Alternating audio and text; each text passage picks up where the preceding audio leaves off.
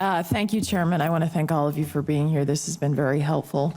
One of the issues that General Hayden raised, and some of you have raised on the inspection regime on undeclared sites, I think if you look at the language in Annex 1, Section Q, that lays out the procedure for undeclared sites, I don't see anywhere in that annex. In fact, what I see in it in paragraphs 75 and 76 is that first the IAEA has to raise the concerns of undeclared sites to the Iranians. Then at that point, they actually have to put in writing their concerns. The Iranians have an opportunity to respond, and they actually get to suggest alternatives to what the IAEA would like in terms of access to undeclared sites.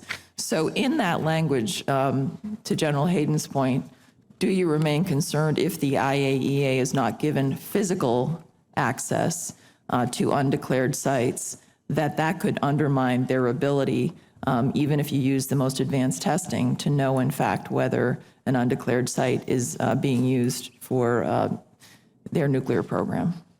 I mean, is this a real issue? As I look at this, by the way, I think this is a lawyer's dream.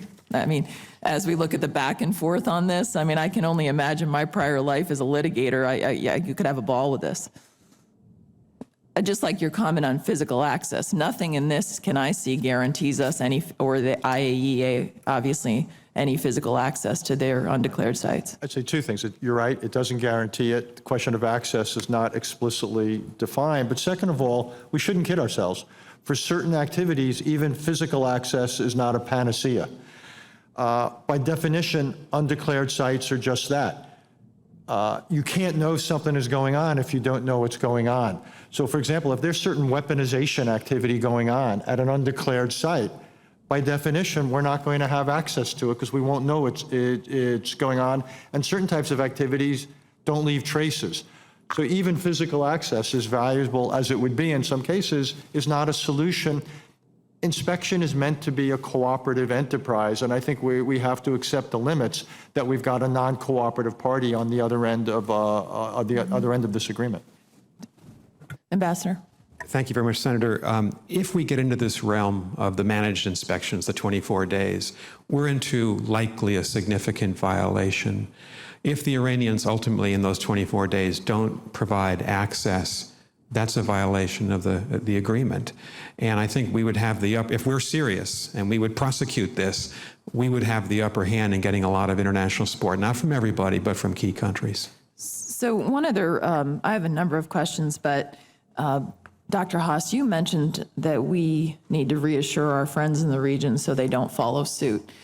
One of the issues that many of us have heard an earful about is from our allies in the region and their potential desire to have threshold programs or programs themselves to hedge against the Iranian program, and that this is a real concern for us as a result of their ability to keep their infrastructure in this agreement. Could you all comment as to what the impact could be on our allies in the region in terms of their own nuclear programs or desire for this capability? What it's going to take is a combination of things. One is going to be that they're going to have confidence in how we pursue this, non-compliance as well as follow-on. There's clear ceilings, shall we say, on Iranian capabilities. We're going to have to look at defensive systems of all sorts for these countries. I actually think the most interesting area may well be security guarantees. If we don't want them to each go down that path themselves, the question then is what are we prepared to do for them and with them in this area? Because despite our best efforts, Iran may still achieve, at a minimum, threshold status. So I think if we don't want, and we don't want, the UAE, the Saudis, and others going down that path, then I think it's actually a big debate for the United States, which is to what extent are we prepared to put, however conditional, various types of nuclear umbrellas out there in the region.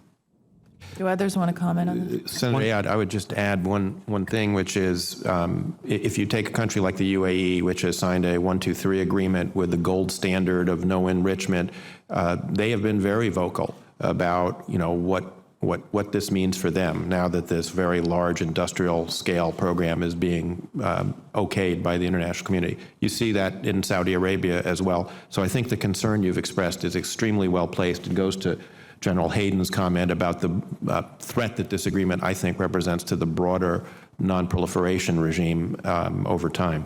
And Senator, one solution is to compensate with conventional weapons to our allies in the region, which has its own second and third order effects with regard to the balance between the Arabs and the Israelis. And we may end up, as a byproduct of this agreement, with a far more militarized Persian Gulf than we've had in the past. One option for President Obama and his successor is to reaffirm the doctrine that the Persian Gulf is vital for the national security interests of our country. I think all administrations, Republican and Democrat, have essentially said that since Jimmy Carter's administration, but we haven't heard it in those terms, clear terms from the Obama administration. That would help to reassure the Gulf allies. I thank all of you for being here. Appreciate your insight.